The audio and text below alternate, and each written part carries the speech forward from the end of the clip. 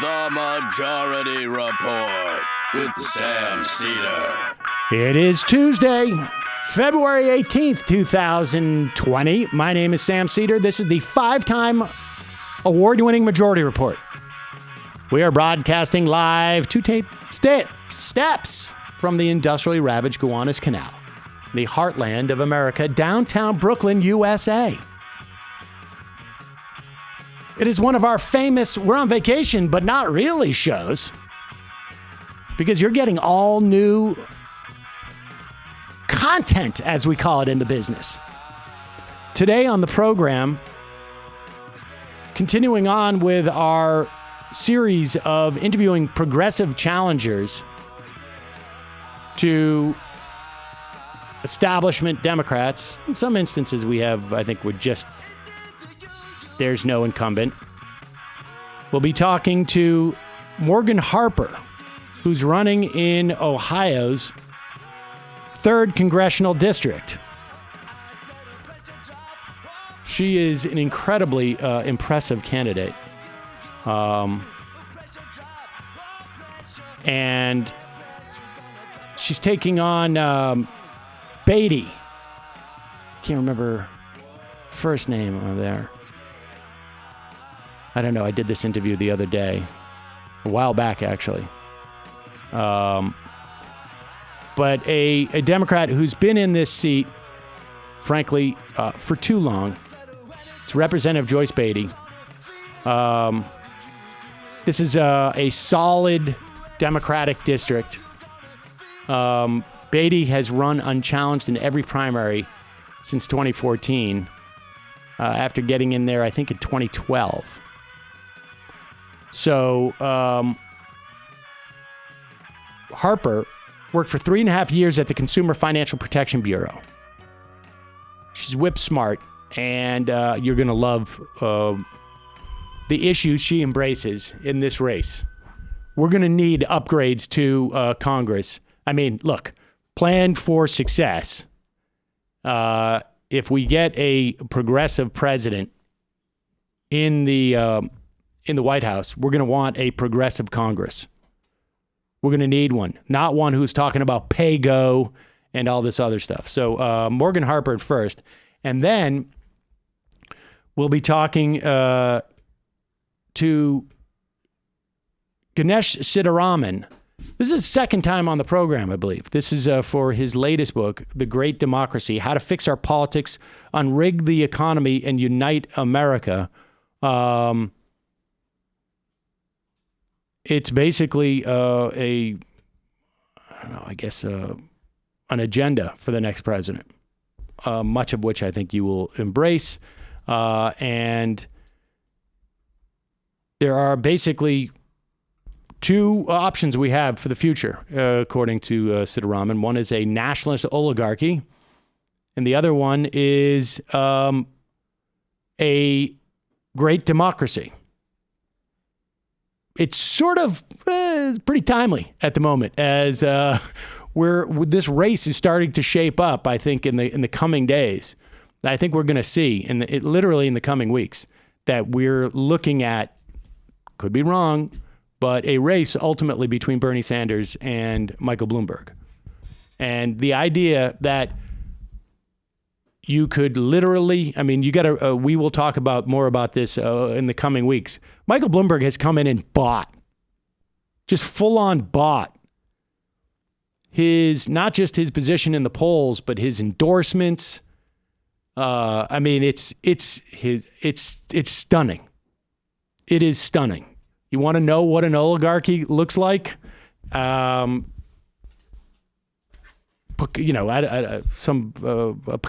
Well, Picasso, if they were to actually draw, would look a little distorted. I was just thinking, who's a pretty straightforward. Not all the painters I can think of are abstract. Yeah, maybe Monet. No, I don't know. What? Monet? No. Are you kidding? No, it would be what's his face? The guy from Michelangelo, I guess. Yeah, that was pretty. But the other guy from up north. You know what I'm talking about?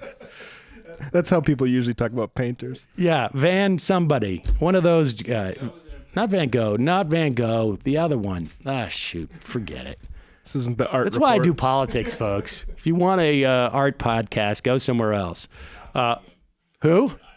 What is it? Yeah, it's not the best medium, a podcast about Yeah, art. exactly. So let's just everybody calm down. The point being that, a graphic artist, a very, very proficient graphic artist. Not Abraham Van Beveren. No, it was not Van Beveren. No. All the Dutch masters. Yes. One of the Dutch masters. That's what I'm talking about. Well, whatever. One of the Dutch masters could not have laid it out more. One of the Dutch perfectly. I can't masters, even which remember I what I'm could talking name. about anymore. All right, we're going to take a quick break. We come back, Morgan Harper running in Ohio's 3rd District, and then we will be talking to Ganesh Sitaraman. Morgan, you're running for Ohio's 3rd District as a primary challenger to a 4-term incumbent, Representative Joyce Beatty. Tell us a little bit about the Ohio's 3rd District. Yeah, so Ohio's 3rd District is a gerrymandered district, a very safe Democratic seat, and just in terms of, demographic makeup of all that. So it's entirely in Franklin County, which is the county where Columbus, Ohio sits, but it actually is made up of, more communities outside of Columbus, Reynoldsburg, Whitehall, Bexley, some other cities. And, it's 30% Black, 11% foreign born, 6% Latino. So, very, very diverse community, but also one that has seen a lot of the other side of the economic picture that our country is experiencing, and that, for 50% of the people, the economic boom and the economic growing that's happened in Columbus has not hit them. Wages have been fairly stagnant, and that can be especially acute in a state with a minimum wage of $8.55. Wow. And what of the opioid crisis out in Ohio? I mean, Ohio's been in the news quite a bit, not necessarily Franklin County, but I'm just curious as to what extent has that been taxing the resources of that community? Opioid crisis is huge. So, even though some of the national stories focus on other parts of Ohio, certainly within Franklin County and within the 3rd District, there are a lot of people that are either experiencing addiction themselves or have family members that have experienced or unfortunately already passed away from addiction. And so that's a big issue. And that's one of the things I have on the platform, Medicare for All. We need to get people treatment and not criminalize addiction, and also get people the resources that allow them to restabilize their lives, having housing that is affordable, having jobs that, identify a path beyond just life in the streets that's going to be economically feasible. So, there's a lot of things that my platform is getting at that will help to address that crisis. But yeah, it certainly has hit a lot of communities within the 3rd District hard. All right, so we're doing a series essentially of primary challengers to Democrats, particularly with a focus on ones who have are primarying the incumbent from the left. But give us a sense of what it is that made you jump into this race. What did you see that the incumbent wasn't doing that you felt needed to be done? Yeah, so, I was born in the 3rd District at Ohio State Hospital. Ohio State is in the district, and I was given up for adoption. I lived in a foster home and was adopted and raised on the east side. And, my family went through a lot, especially early on in my life, but it opened up opportunity for me to get financial aid to go to an elite college prep school, Columbus Academy, that is also in the district, and really showed me, economic segregation, income inequality at a very early age, and set me on the path I've been on to try to do something about that. And, what I had increasingly been seeing in the last year or so is that, what we're doing, the incremental policy approaches of the last 40 years are not working. And we know that to be true because communities in this district have either unchanged poverty levels or formerly middle-class areas have slowly deteriorated over the course of my lifetime. And we need to be moving faster. And in fact, there is a movement that's moving with urgency to actually pass legislation that's going to do something about making sure everybody has access to health care, a home, doing something about the environment, these really systemic issues. And so for me, I had to be honest with myself. It's like, this is what I'm about, and this is the movement that's happening right now. And I felt like real people living in this district would support a more progressive platform if given the opportunity. And so we decided to go for it and launch this on July 1st. So you've been at it now for about, I guess, quick math, 3 or 4 months. Give me a sense of how it's going. I mean, I want to move in. Well, before we get there, actually, because I'm really curious about your about how you grew up and that sort of that dichotomy of coming from in a foster home and being adopted. Living, a home life being one where there was a lot of economic stress, financial stress, but at the same time having access to going to a school with a lot of wealthy people. And I'm curious just about that experience because, we've interviewed people in the past where there's been some research on that. I'm just curious as to, how that realization came and how that adjustment was. I mean, I think it was one of the most pivotal moments of my life. From the moment I stepped foot onto that campus and recognized at age 10 that, I thought everybody was leading kind of a similar type of life. And, by no means was I living in destitute, conditions or anything. I was fortunate. My mom worked in the public school system, so that equals stable job, benefits, union, all of these things that enable families and individuals to weather a lot of different types of financial stresses, but there were stresses nonetheless, right? And then you go into an environment where you see that there are just unlimited resources for kids and families that are never experiencing that type of stress. And it had a huge impact on me. And I think especially when you're adopted, you're aware that, your life could have gone in a lot of different directions and it's not so special you as an individual, right? I mean, it's kind of random how you end up. And so really feeling like this can't be that just because of the zip code you're born into or the school district, or if your parents happen to have money, that you sometimes get science class and sometimes you don't. And then like I experienced, then you get into this environment where not only are we doing science all the time, but we're going to have a science lab for 10-year-olds that they have access to. And I still remember that moment of getting into classrooms in the prep school and you could hear the fish tanks bubbling, right? And you're like, wow, that was a level of peace and quiet in the classroom that I had never known before. And so, and you didn't have to travel very far. I mean, I think that's the interesting thing about this district, even though, it's like geographically wide, taking up a lot of Franklin County, these areas are not that far apart. So for me, that was a 15-minute drive journey from the life that I had known into a whole different ballpark of existence. And these contrasts are so stark and sometimes just very block to block that, you have to be honest with yourself about like, what are we doing here, right? And how are anyone in this community, are we really saying they're of different value than someone who is that 15-minute drive away? And that was never okay with me. And I don't think that's really the vision of the American dream that we claim to care about. Being adopted and having that insight about how randomized and lucky, how much luck has to do with the luck of birth, and I guess and just subsequent to that, implicates the rest of your life is fascinating.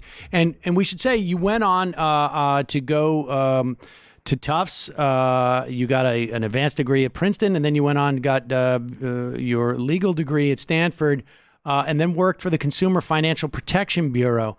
Give me a sense of, I mean, that must have been when it was almost a completely new agency. Give us a sense about your experience there.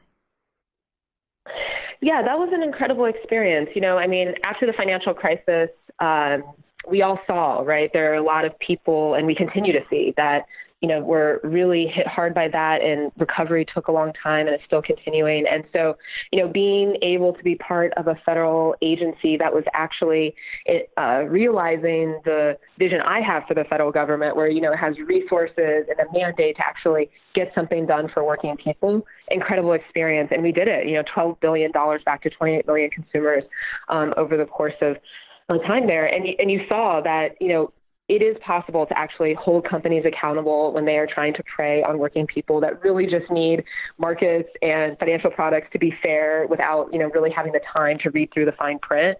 And so that's what we were working to fight for at the CFPB. And so I started in the Office of Regulations there doing rule writing. I was part of the rulemaking team that wrote rules to regulate the prepaid card market. It was a financial alternative, financial product to a traditional checking account that hadn't really had robust regulation before. And then I served as a senior advisor to the first director of the Bureau and oversaw, payday lending legislation or regulation development, policy development, credit reporting, mortgage servicing, a whole host of things. But, it was, it truly is what we should have the federal government do. So that's a big part of my platform is, the things like housing, making sure that people earn enough money to live. These are the things that we need the federal government to actually be investing resources into. And this is something the federal government used to do, but we kind of got to get back on track and recognize that that is the most responsible use of resources for the federal government to be using. Developing a commitment to the idea of financial stability. And that's the first point, your plank, I should say, on your platform.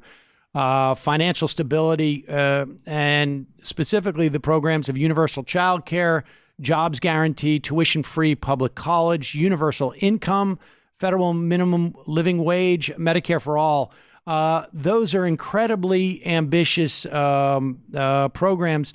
What's the one that you think, if you had to prioritize one, what would you say is the most important? It's pretty hard to say. I mean, I have all of them on there, and that's, feedback I certainly got when we launched is like, whoa, Morgan, this is kind of everything. It's like, yeah, this is everything, because these are the things that we need, that working people need to be okay. And, like we talked about before, I mean, I've seen what it's like when, families experience stress, when things start to go off the rails a bit, and what it takes to actually stabilize and weather those types of storms. And we're now putting people, individuals, families in positions where they are completely vulnerable to any type of stress, right? And that's not okay. And so how do we fight back against that? We fight back against that by making sure that people are earning enough money to live, that they're not getting sunk by medical costs that everyone is prone to experience. And if you don't, well, God bless you, but it's probably coming, right? And so a lot of these are systemic things like Medicare for all, universal child care, which is also becoming almost like a middle class issue for people. Even people that are earning, fairly decent wages are feeling the crunch of not being able to afford reliable and good quality childcare. But then also we need to think about the realities of, as we work towards these systemic solutions of bottom line, what's happening to people right now. And, we saw at the CFPB that a lot of families, and the research has been done by the Federal Reserve, that a lot of families, individuals, are not able to meet their expenses month to month because of $400 shortfalls in one of the richest countries in the world, right? So that's not okay. So that's why I have some, on their universal income, because we need to kind of like plug that gap right away as we work towards some of this more systemic change. So, but ultimately what's driving my platform is the building blocks of what people need to be stable, and it's not complicated, and we used to do it, and we've got to get back to it, which is housing, earning enough money to live, doing something about the climate. Now, we also did recently add to the platform public safety, addressing police, how we approach policing in our communities, which has been a big issue in the 3rd District, and certainly making sure that we don't have people dying at the hands of police and through police violence is another important component of making sure that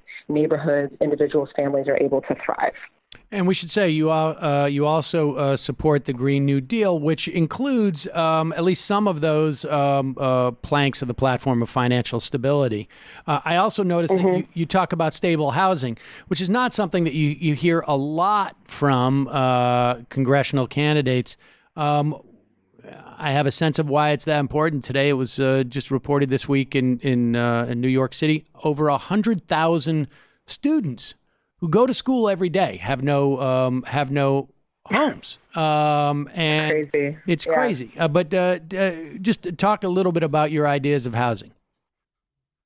Yeah, this was an important one to me to, lead with, because I actually have a bit of a professional background in this. So, before launching this campaign, I was working for an organization called LISC, Local Initiative Support Corporation, that invests in affordable housing. And in that position, I was traveling around the country and seeing the affordable housing crisis that is taking place across America and the accompanying homelessness crisis, to your point there. And, really, it's a systemic issue. What is happening in every single major metropolitan area in our country, it is a systemic issue, and that's when we need the federal government to step up and do something about it. And, and locally in Franklin County, there's a 54,000 unit gap for affordable housing. Why? Because housing prices are increasing because the population is growing and the economy is growing, but not for everyone. And wages have stagnated. So people cannot keep up. Affordable housing, affordable for whom? That's a big refrain that we're hearing in the 3rd District. And so, I have on the platform there, part of that is just increasing the supply, making sure that we are producing more housing, but also putting pressure on substandard landlords that are putting substandard housing onto the market to force them to do something about that. And also thinking about national rent stabilization. So the role that federal policy could play in putting some limitations on how much property owners, landlords are able to profit off of, a basic necessity, which is housing, as we have more and more renters that are in our market, given, the pressures of outside investors buying property and all of that. So it's just so fundamental, like you said earlier, people that are going through drug addiction, for example. I mean, you're never going to bounce back from something like that when you can't even get a stable home. So Right. it's a really important part of anyone's life. When you announced in July, I think you had told The Intercept that you saw AOC, Ayanna Pressley, Ilhan Omar, Rashida Tlaib, the so-called squad, as role models. I mean, give us a sense of how you perceive, I guess the way that they are exercising and accumulating power, how you see yourself, your perspective on power, and how you would wield it in the context of Congress, specifically, those 4 in particular, but also other members of the freshman class have been much more aggressive, both in terms of progressive policies, but also from a partisan standpoint than we've seen in the past from Democrats. I want to just get your take on that. Well, I think what I find inspiring about them and what they're doing is they're driving agendas that are informed by people, by their constituents. And, that's certainly where I'm coming from with this in launching a grassroots campaign that is 100% people driven is, then the mandate you have is coming directly from the people. So you move as urgently as the people are feeling the issues that they're going through. And trust me when I tell you that in the 3rd District, there are a lot of people that are feeling an incredible amount of urgency around the issues that our platform is addressing and expect our representatives to be doing more. And that's why so many people are coming out to support our progressive platform. So, that once you're there and once I'm there and part of Congress, you're then able, that is what is informing your voice, what committees you're on to address that platform, and coming into these positions with a platform that already, that people are paying attention to what you're saying and what you're doing and trying to bring that accountability to Congress. And, I think it's a whole different playbook. And this was certainly true for me in launching this campaign. No one from the party said it was my turn or anything like that. And so I entered to, the running as a Democrat and all of that, I'm entering to get things done.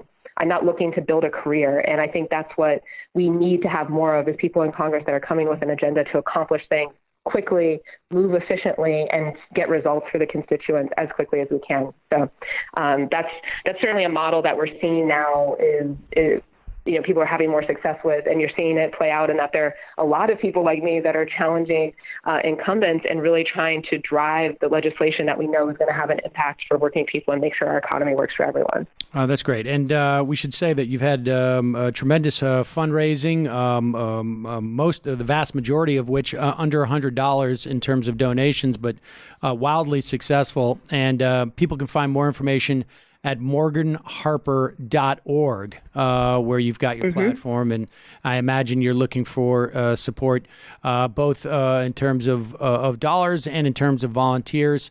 Morgan Harper, running in Ohio's 3rd District. Thanks so much for your time today. I really appreciate it. Morgan Harper, folks, check out her website.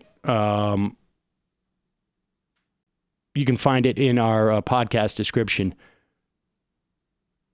Ladies and gentlemen, healthy, plant-based, non-toxic cleaning products work.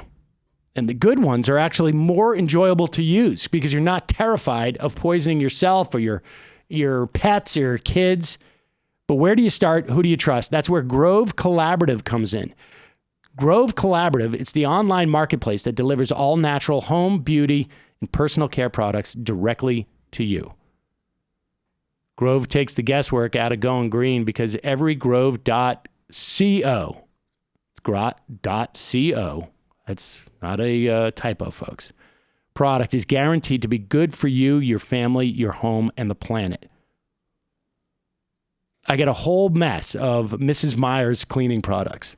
The soap, the dish soap, the concentrate. The Grove.co has their own brand of concentrates that are also awesome as well. But it was super helpful. I mean, I don't know cleaning products that well. I'm living on my own. The Grove guide was super helpful on there. But a lot of people know just what they want, and it's all there. All plant-based, none of the harsh chemicals, none of the dangerous chemicals. You can join over 2 million lifetime customers who trust Grove Collaborative to make their homes a happier and healthier. Plus, shipping is fast and free on your first order. For a limited time, when listeners go to grove.co/majority, you're going to get a free 5-piece cleaning set from Mrs. Meyer's and Grove. That's a $30 value. Go to grove.co/majority to get this exclusive cleaning offer. Grove.co/majority. Check it out. Folks, you know that I talked just about yesterday where I said I was upping my sartorial choices. Well, when I go out styling, I don't want to look too sophisticated, but I want to look more sophisticated than when I'm wearing my junky ass sneakers. That's where my Cariumas come in. They're sustainable sneakers, and they're the footwear of the future. That's why there's a big waiting list for Cariuma's low-impact kicks, approximately 5,000 people deep. Cariuma is a DTC sustainable sneaker brand. Their high and low top styles are good looking, they're crazy comfortable, and they're conscientiously made. Cariuma shoes are brand new, but they come with that perfect broken in fit with the old school design and new school ethics. Check out these babies. Back in the day when I was a kid, I was wearing Chuck T's, but they're not good for your back, man. I don't mean to. These things look sweet. Stylish. Their Oka and Katiba sneakers are made with premium natural materials that are sourced responsibly. Plus, Cariuma just launched their 100% vegan and carbon neutral sneaker, the IB. It's made with 3D bamboo knit and recycled PET, green EVA outsoles made from sugarcane, a cork and organic Mamona oil insole, and recycled laces, threads, and labels. All their styles come with their signature crazy comfy green insoles. Their packaging is made from recycled and 100% recyclable materials. And by purchasing carbon offsets, they're creating a shipping footprint balance of 0.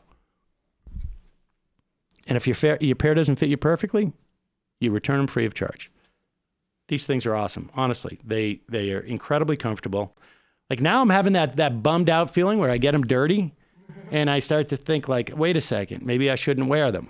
I don't know how people deal with that because I've never had sneakers before that I actually sort of like wear with some measure of pride. I just used to put them on. I'm a Midwesterner. I get made fun of for how dirty my shoes are here sometimes. Yeah. Well, that's the way I used to be too, but these things, I want to keep them clean. For a limited time, our listeners can get an exclusive 15% off your first pair of Cariuma sneakers. That's Cariuma, Cariuma.com/majority to get 15% off. That's Cariuma, Cariuma.com/majority for 15% off today. Check it out. And lastly, today's show is in part brought to you by Capterra. You've heard me talk about Capterra many times before. It's I don't use it exactly the way that other people do, because for me, it's like it's not just the biggest free online resource that millions use monthly to find software solution for their business. They have something like 700 specific categories of software with, I think it's like, I don't know how many reviews it is. Thousands upon thousands. No, over a million reviews they have now for all these 700 categories. And then there's like 20 software in each one of these categories. I'm just eyeballing it. You do the math because I can't do the math. You know I can't do the math. 1,400, 14,000 maybe different pieces of software. but it's all categorized by businesses. And I go there and I just scroll through all the businesses. I didn't even know you could, 90% of these things were even businesses. I had no idea. Go through, you can find software for your dog shampoo business, your dog walking business. It's software you've heard of too, like our live streaming software is on there too, but then you can also get a sense of what the competitors are too. Exactly. So watch out. I'm not going to name our Better shape up. But exactly. No kidding. I wonder, actually, we should go in there and just check and see how our how our software rates against other softwares. I've looked at a few other ones on the Capterra website, actually. Watch out. Look, Capterra simplifies your software search into just a few steps.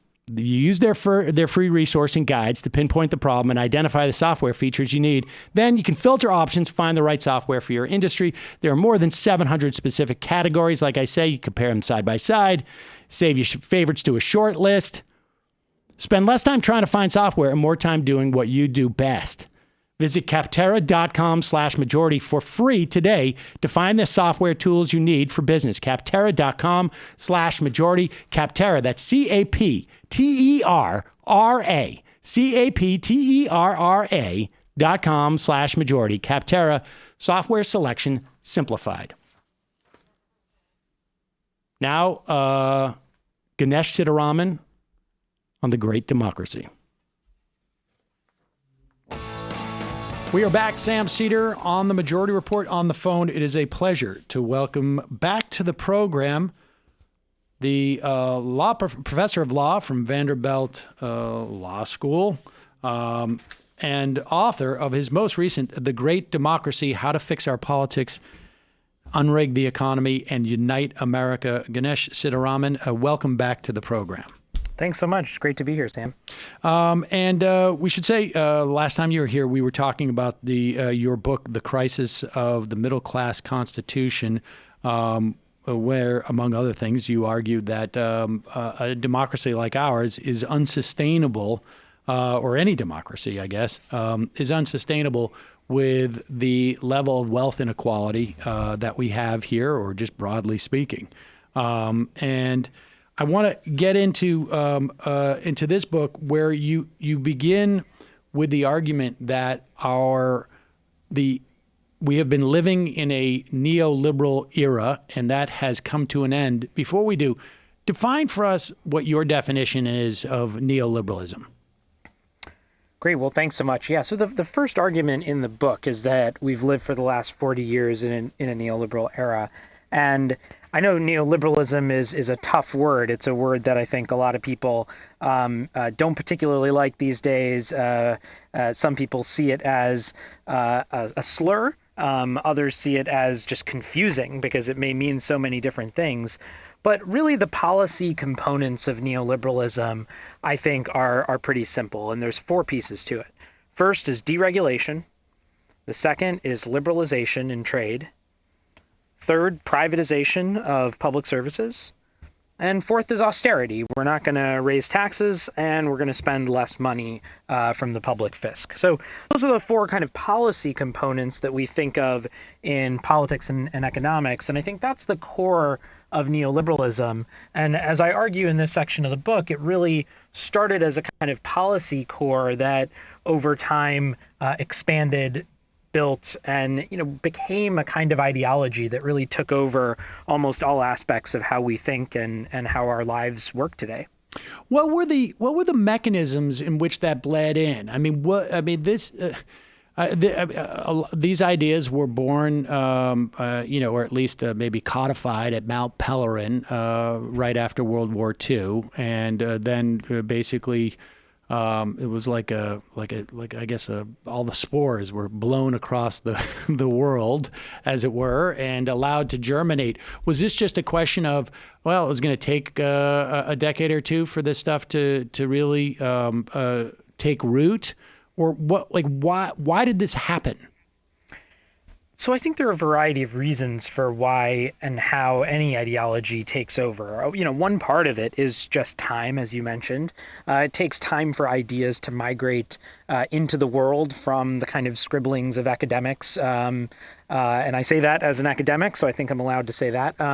But But the other part of it is that a big portion was, first, there were people in power who took them seriously and tried to implement them. So in America, it's Ronald Reagan and his administration. In Britain, it's Margaret Thatcher and hers. And that's a starting point. But I think where it really takes over and turns into a kind of dominant ideology of the era is when both sides of the political spectrum adopt roughly the same worldview. Now, there are always differences, and I want to be clear about that. There are always differences. But what is striking is when you go back to the kind of middle of the neoliberal era, it's Bill Clinton who says the era of big government is over and whose administration deregulates Wall Street and telecom. It's Tony Blair who turns labor into new labor. And shifts things in Britain as well. And in fact, in previous eras, you see this similar kind of phenomenon. So I argue that this neoliberal era that's been around for 40 years or so itself was a development that took over from a previous era, which I would call a liberal era with a small l.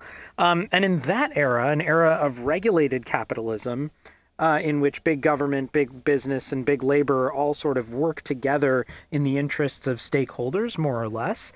What's striking is even conservatives agreed with that approach. So it was Nixon who said, "I am now a Keynesian in economics," something that seems very striking when you think about neoliberals of the later era.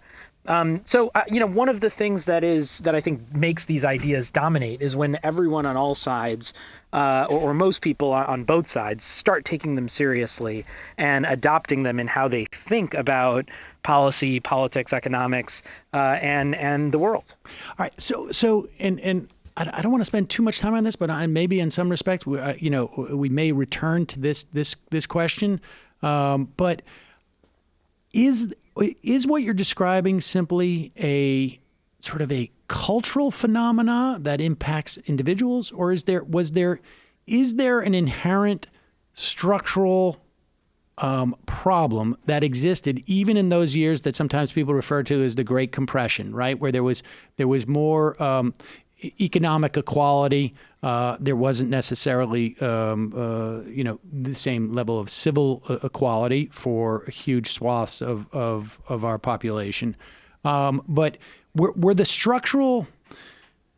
there something that structurally there that made it susceptible to that type of cultural virus, right? I mean, in other words, is the terrain just too, I guess Piketty argues, right, that was the anomaly. That was the aberration. That we're reverted to the mean is neoliberalism. I mean, do you agree with that broad perspective, or was there something that happened structurally at that time? Well, I think the way that we should look at this, and this is first a step pretty far back, is how do we think about history? And part of what I argue in the book is that we shouldn't think about history as being a kind of straight line or as an equilibrium that exists that is permanent and maybe every once in a while there are blips. Actually, there's an element of cycles and change that are like the tides. They ebb and flow back and forward, or just change over time as a general matter, and that we can't escape that. And so when I think back to the mid-20th century and to what I call the liberal era, which goes from about World War II through the 70s, what's striking is what happens during that period. The people of that era rein in economic power during the New Deal. They expand economic opportunity with the GI Bill, with the investments of the New Frontier.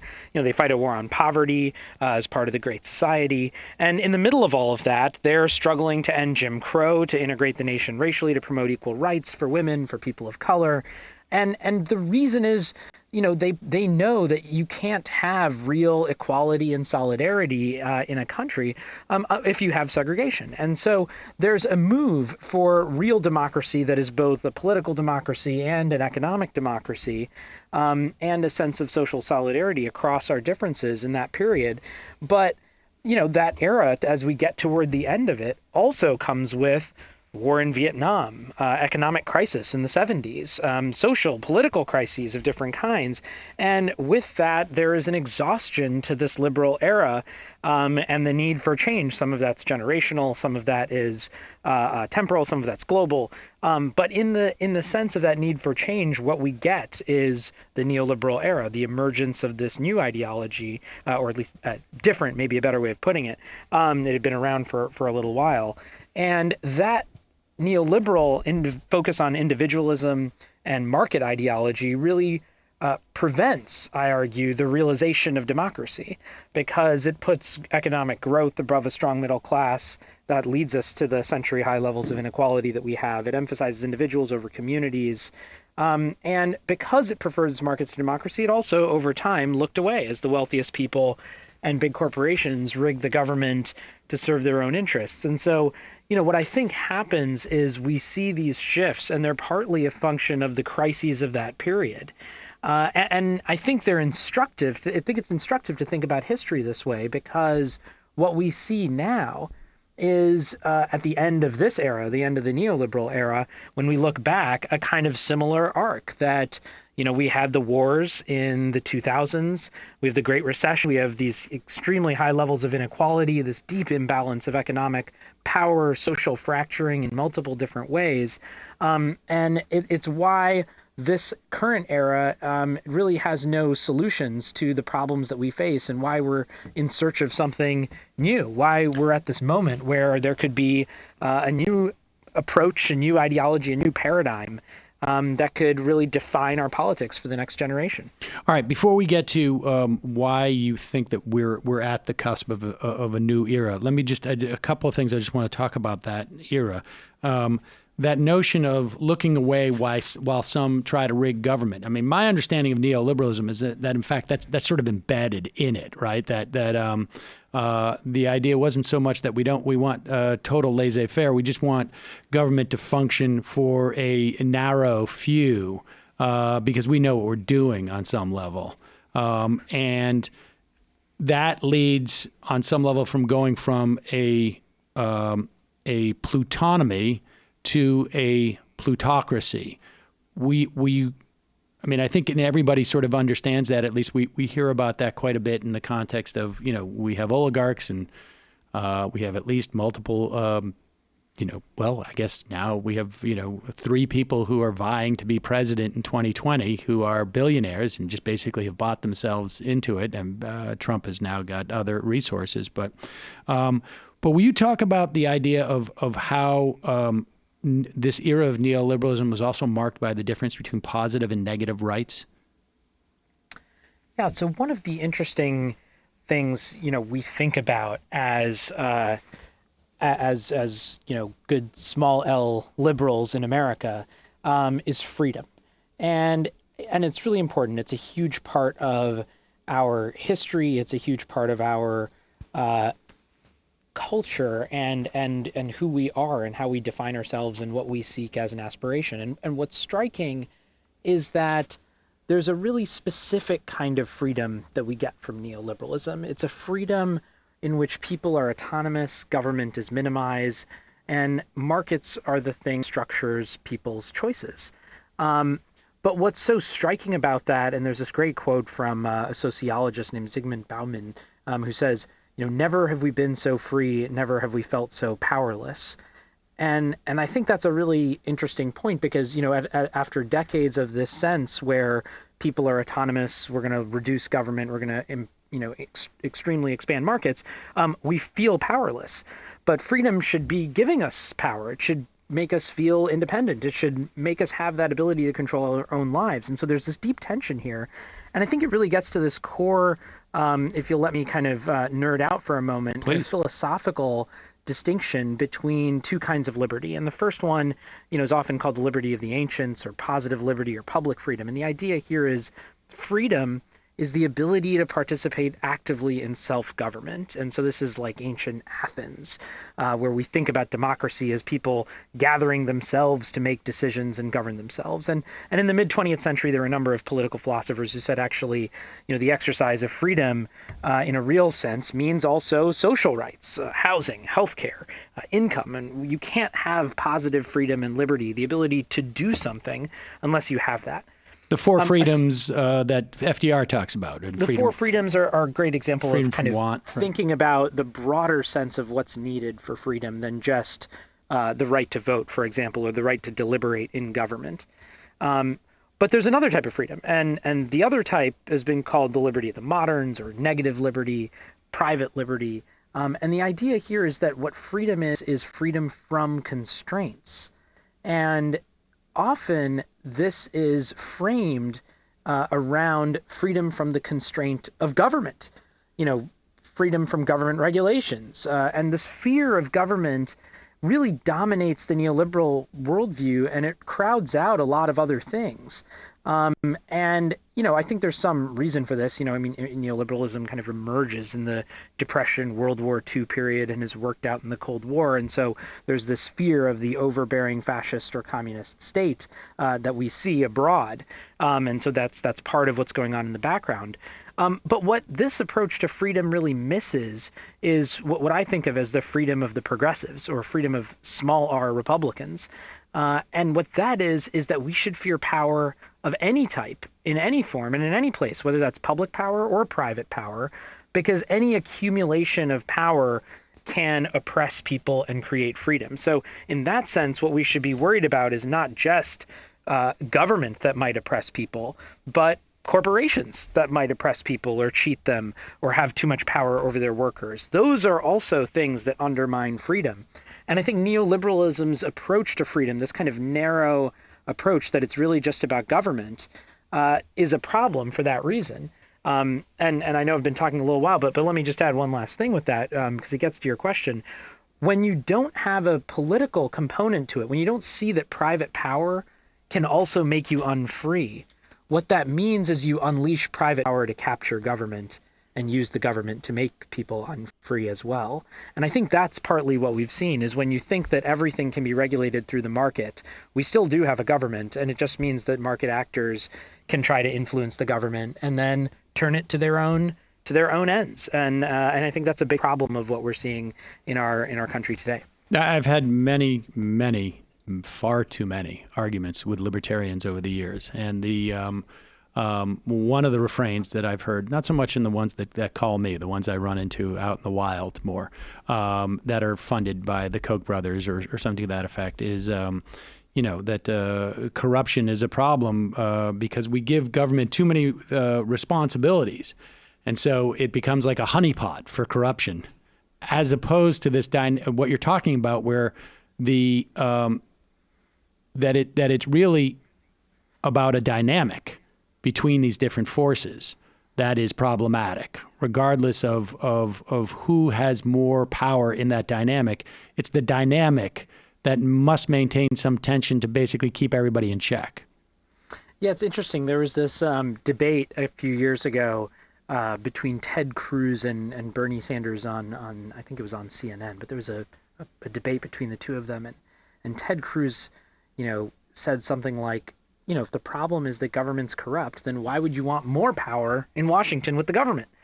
And I think, that's a refrain you hear frequently, but the problem with that is that it collapses into the problem that we just had. If you don't have any power in government, then who is there to defend us from private tyranny, from the oppression that might come from the private sector? Because fundamentally what it is government is something that, we together have and use to help us achieve our common goals, but also to protect us from private oppression, whether that's someone who picks your pocket or is cheating thousands of people. That's what we have laws and regulations for, which is basically action through the government. That's what laws and regulations are for. And so I think it has this problem to it. And the answer, in the context of seeing the corruption in government, isn't let's abandon government. It's we should reform it and make it actually work for us, the people, instead of working for a small set of interests. So why do you think that we are, aside from the general feeling, but why do you feel that we're at the end of this neoliberal era? Well, I think, there's a few reasons for this. One is that we've really, followed this arc that I mentioned earlier, Right. from the kind of emergence of a set of ideas to its adoption by both sides, to crises and exhaustion and a sense that the ideas no longer really fit the moment, if they ever fit it that well in terms of accomplishing things. They certainly don't have much to speak to it now, and that there's something different that can better address the problems that we face. And I think that's the kind of moment that we're in now, is we've really seen the exhaustion of these kind of neoliberal ideas. Nobody believes really today, or at least with a straight face, that the same kinds of policies of deregulation, austerity, trade liberalization, and privatization that were so much the rage starting in the 80s are relevant to solving the problems of climate change, economic inequality, social fracturing, corporate power, and a wide variety of the other challenges we face. So I think there's a sense of this deep disconnect, and that it's time for a new paradigm. And the question going forward, though, really is, what's that new paradigm going to look like? All right. Well, so let's talk about that. What are you list a couple of possibilities as to what that new paradigm will look like. Let's look at the ones that you think are less likely. Just sort of, I guess, a more inclusive neoliberalism. What would that look like, and why do you think that is not where we're going? So I think one of the possibilities is what I call a reformed neoliberalism, or we could think of it as a new neoliberalism. And the basic idea here is to keep more or less the structure of our neoliberal system in place, not get at the root causes or the foundational problems, but just try to mitigate the worst effects of neoliberalism. I think sometimes we see this these days with people who just wish we could get things back to normal in sort of a nostalgic sense, or think we can make some incremental changes, but we don't really need to think about the deep structural problems that exist. And I think this is a real challenge.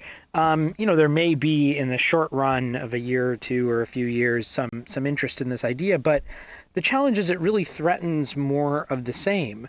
If we don't get at the structural challenges, it's hard to really address inequality. It's hard to address social fracturing, and it's hard to see how slight mitigation of some of the harms doesn't still just lead to demagogues waiting in the wings, ready to kind of take over and destabilize the system. So, in terms of that being a sustainable future for, say, a generation, I don't think that that's a viable option forward. You also talk about a nationalist populism, where I guess presumably Stephen Miller would be president in that situation. I think in part I think of this as like a Steve Bannon kind of an approach, and the idea here is a mixing of, or at least an approach in the sense of the rhetoric he often has, which is a mixing of economic populism, economic nationalism, with nationalism. So a mix of those two kinds of things. And what I think is challenging about this approach is that it's not clear that there's anybody who is in the governing side of the world who actually believes this, minus maybe Steve Bannon and a few other people, but there aren't many. And seeing President Trump's administration is sort of instructive in this sense. He ran more on this kind of thing, against trade deals, but also with a hefty sense of nationalism. But as a president governing, has really not been in that position. He's taken a different approach, one that I call nationalist oligarchy, and think is a lot more likely. And that approach is a mix of nationalism, that's remained, but the policies, rather than being economically populist, are actually policies that serve the wealthy and well-connected quite well. So big tax cuts, deregulation, that kind of thing. And then the third component of this system of nationalist oligarchy is really rigging the political system so that you can stay in power. And I think this is an approach that we're seeing around the world, in fact, not just emergent here, but in places like Russia and Hungary. And I think it's important that we characterize this as nationalist oligarchy, not as just authoritarianism, even though there's a lot of books and articles that think about it that way, because I think the economics really matters a lot, and so does the social policy. And authoritarianism gives us this feel of the kind of political and constitutional challenges and transformations, but it really misses that this isn't just about constitutional norms or institutions. It's also about economics. It's also about social power and social pressures. And nationalist oligarchy, I think, captures that a little bit better. So unlike the kind of Bannon approach, this nationalist oligarchy approach, I think, could potentially be a future that we might see. I mean, it's not a desirable one, I think, but it's a future that we might see, and we've seen it in lots of places around the world. So just so I'm clear about the difference between authoritarianism and the nationalist oligarchy, is that authoritarianism is probably something more akin to Saddam Hussein, right, who had alliances, but they were more political. He wasn't competing. He wasn't organizing, a series of billionaires around who were controlling the economic structures and sort of like just simply organizing them and building them in such a fashion that they all had to just check a box with him, as much as it was sort of just other, structural things in terms of factions and whatnot. Whereas, is that like a good distinction, or? Yeah, I think that gets at something. What I think is really important about the distinction is really that we describe what we're thinking about in a way that we capture the political economy of it, right, as opposed to ignoring it. And I think even when we think back to Nazi Germany and fascism, there's a component of that that's also economic that we don't usually think about, but that we should also think about. So every even an authoritarian state has an economy to it. And what I'm hoping to call out with framing this as nationalist oligarchy is to put some emphasis on the oligarchy part as well, so that we don't lose sight of that. Because I think part of our challenge is we need to see that we have to address the political problems, the economic problems, and the social problems, all three, and we can't pull them apart, and we can't only address one and ignore the others. It's really about all of it together, and that's a core component. And it's interesting because when you go back even to the 30s and 40s, one of the striking things in that period is that the New Dealers believed that part of the problem, certainly not all of it, but a component of how to think about what happened in Germany was the problem of cartels and economic power and how it was intertwined with the state. And so afterwards, in the Marshall Plan era, they actually worked to try to bring antitrust and competition policy to Germany rather than having a cartel policy.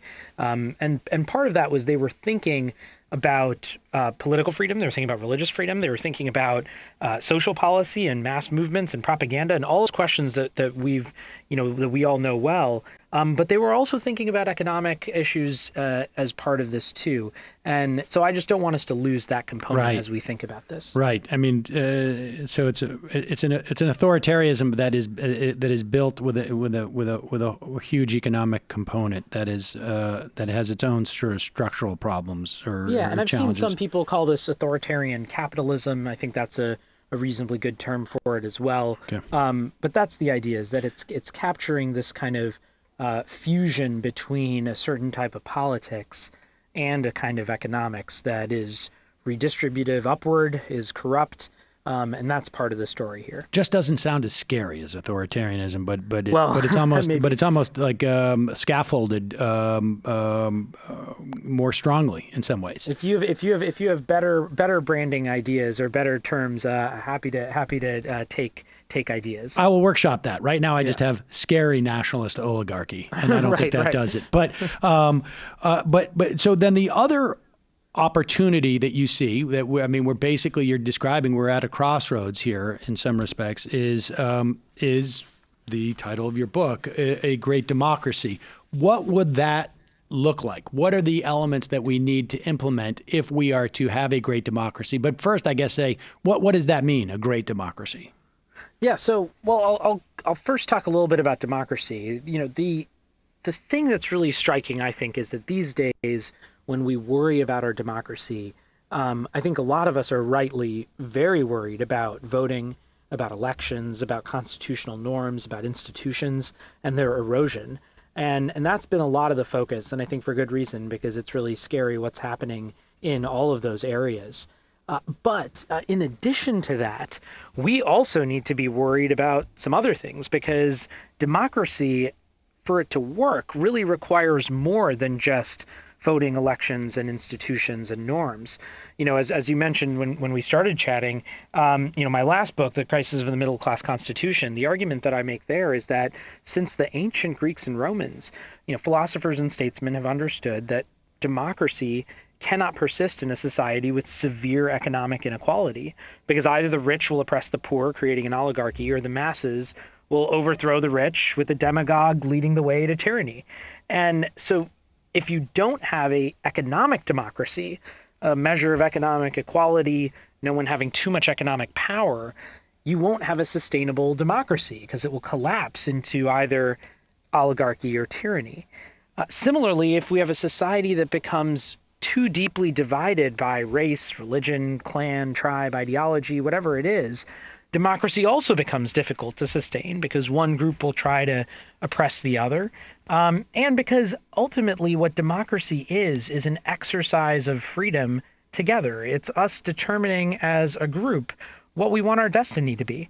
And if we're so divided that we have fundamentally opposed futures, democracy is hard to sustain. And so, Abraham Lincoln said, "A house divided against itself cannot stand." I think that's right, that an element of social solidarity is important for democracy. And then the third part, which is the closest to what we normally think of these days and what we're worried about, is that you have to have a political democracy to have a democracy, a government that's actually responsive to the people. But we don't have that either today. And what's so striking is, political scientist after political scientist has shown in studies that our government is mostly responsive to the wealthy and big corporations, not to ordinary people. And if you think about a government that is mostly unresponsive to the people, well, you wouldn't really call that a democracy at all. So I think we have a problem on all three of these fronts: economic democracy, social solidarity, and political democracy. And we need to tackle and try to achieve democracy along all three of these lines if what we want to do is actually achieve our aspirations for what a democracy is. And that's where the quote comes from. The quote's from Teddy Roosevelt, who said that a great democracy has got to be progressive, or it will soon cease to be either great or a democracy. And I think that's right in both senses of the term progressive. We have to be thinking about progress and change and how we move forward. But in our terms today, we need to think about being progressive and trying to build the kind of economic, political, and social democracy that we need.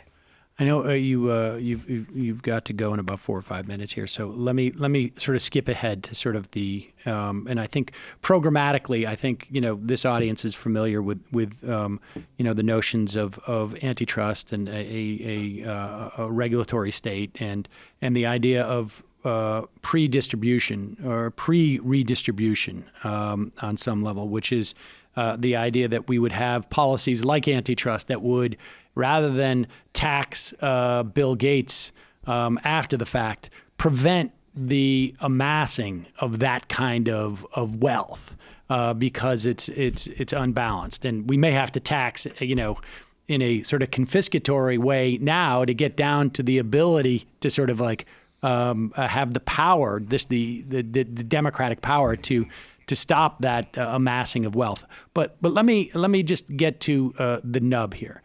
Why not? What do you see as problematic with, let's say, the idea of like wholesale socialism versus these type of reforms? Because if the argument is like, we want to prevent this from cycling back, right? Like there was too much of a toehold for neoliberalism following this era of regulation and antitrust, and they were able to basically, amass that power that ended up inevitably coming down to this point where we have this sort of a plutonomy.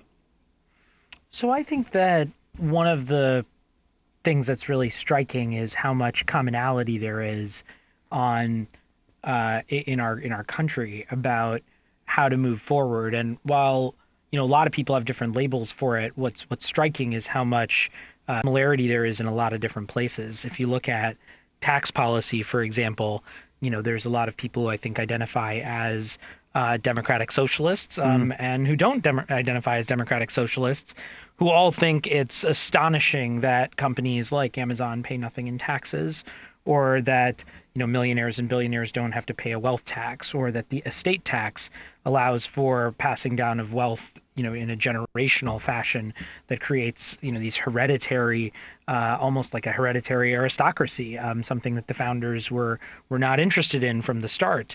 So it's striking to me that there's a lot of similarity in across some of these areas on these topics.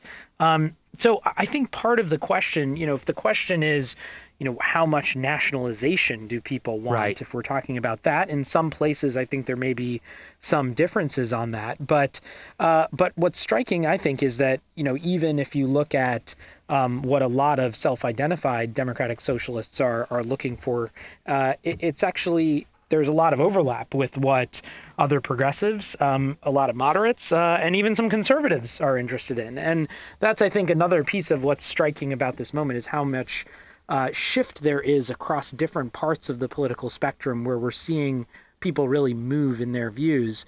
But when you go issue by issue, it's striking that it might be possible to make real change in a bunch of different areas with kind of odd bedfellow coalitions.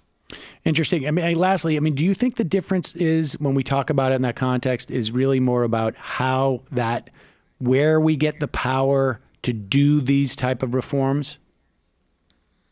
Well, I think, part of the power, and when I say odd bedfellow of a coalition too, I mean the people, right? When you think about where the people are writ large in the country, what's so striking is that people agree on a lot of things. Right. And it's we often talk about how most of the country agrees on background checks in the gun context, for example, but the country agrees on a wealth tax. They agree on increasing Social Security. There's a lot of things that the country as a whole agrees on, but that Washington doesn't agree on and can't get through. And I think part of how change happens is a mix of having a sustained grassroots movement that can push for change from the outside, but also having sophisticated players on the inside who know how to get things through and get things done. And you need both of those things to work together in order to make change. I think that's the kind of special sauce that's necessary. Is it's both a kind of inside players and an outside game. And that's how progress usually happens. The book is The Great Democracy: How to Fix Our Politics, Unrig the Economy, and Unite America. Ganesh Sitaraman, thanks so much for your joining us. We will put a link to The Great Democracy on our website at majorityreportradio.com. Thanks so much for having me. Don't forget, Capterra is the free online resource millions use monthly to find the best software solutions for their team or business, pinpoint the problem, and filter options to find the right software for your industry. There are more than 700 specific categories of software. That's nuts. Visit capterra.com/majority for free today. Find the software tools you need for your business. Capterra, that's CAPTERRA.com/majority. Capterra. Software selection simplified.